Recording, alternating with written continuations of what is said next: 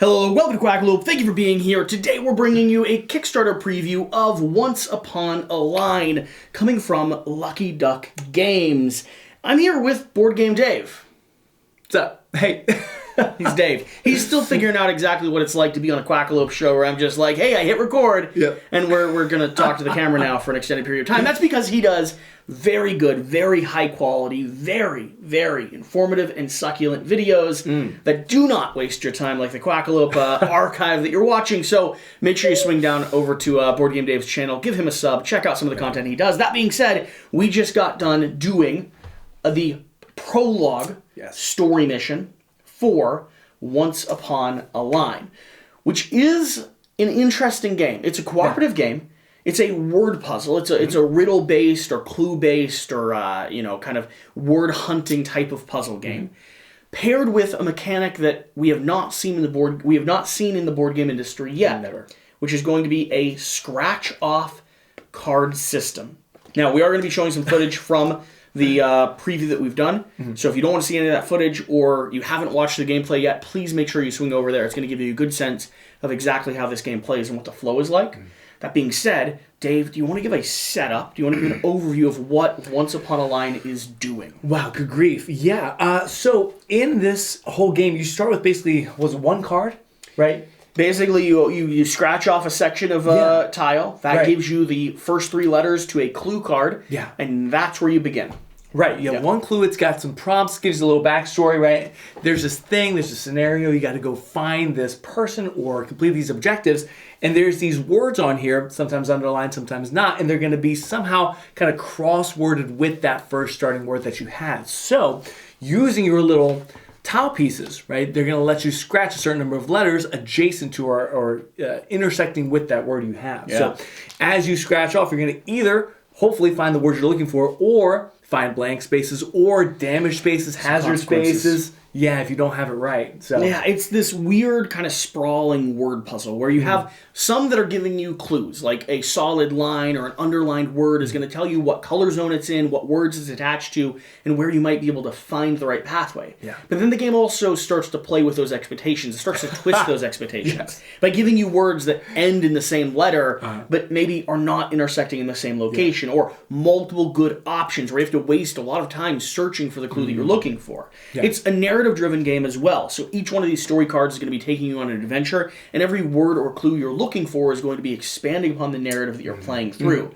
which is another interesting little trip that you're taking, because there is a hard word puzzle here, and there's also an interesting kind of fun story in a weird, twisted world. Like, do you want to set up the lore a little bit? Yeah, so from what we can tell, we are... The surface layer is we're humans in this world where the bugs have gotten enormous. Kind of post-apocalyptic a little bit. Yeah, right. Everything's gone nuts. And there's we're riding bugs around. Happening. Yeah, but then we found out that we've been reincarnated. Something is incarnating our spirits. Yeah. So we're not really these humans. We're one layer behind. We're heroes. We're heroes. But heroes aren't animating just humans. Yeah. It's a dense storyline here. And so we are these creatures that are somehow animating these human beings that live in a world where society's fallen apart and insects are as big as us. And we are now flying around on the back of bumblebees. We're exploring caverns where giant moths are flapping their wings and facing off against some creatures that you could probably assume would exist in a nightmare associated with insects. Just going to throw that out there. Right. Good old Kentucky boy knows that you need to look for the big red hourglass every time you flip over a stone. Right. That's a pretty common idea.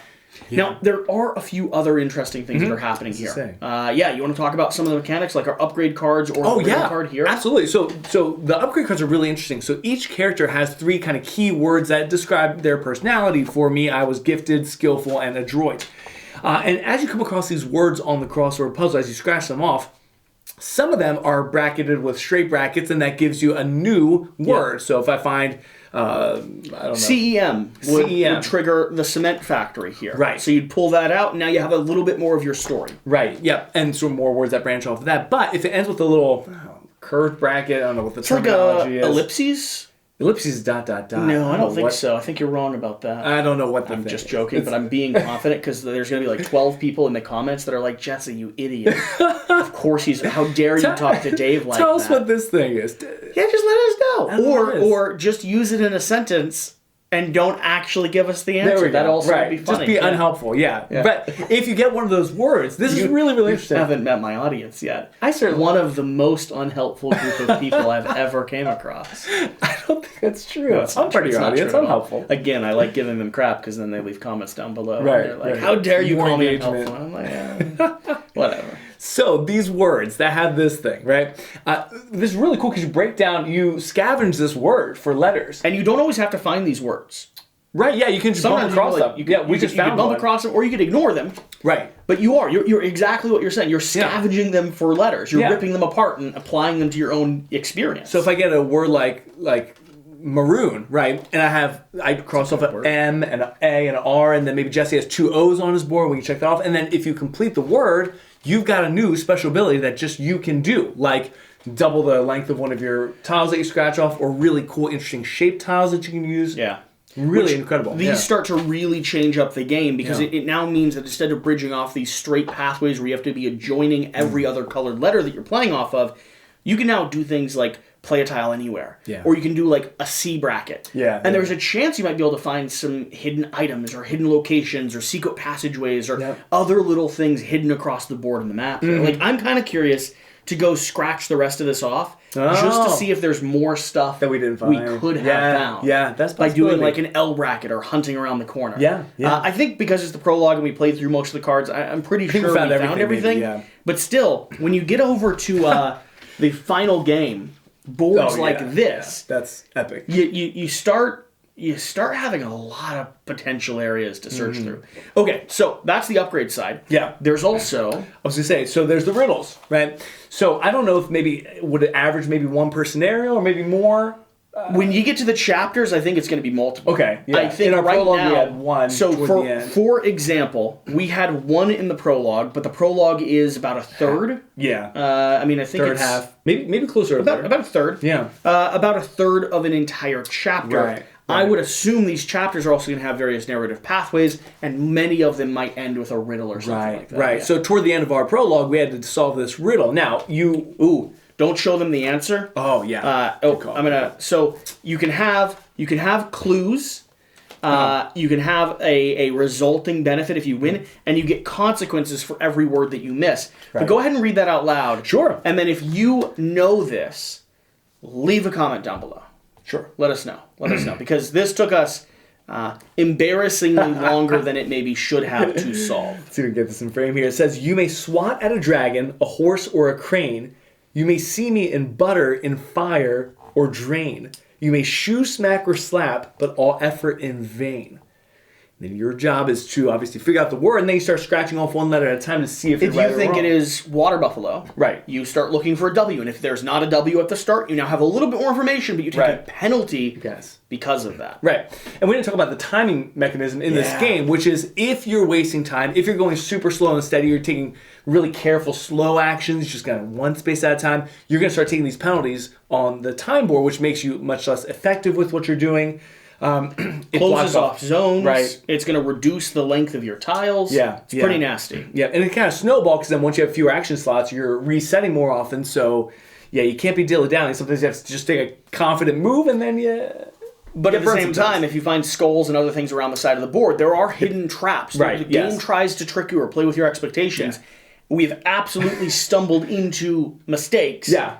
Because because we were trying to go too fast. Yeah. And that was not an accident. I feel like I don't think so. Yeah, the designers knew we were going to go. Yeah. I think we hit a few skulls specifically in adjacency to hunting for a thing in a dangerous zone. Yeah. That the designers had to have been like, oh, this is going to catch them off guard. Yeah, a few times.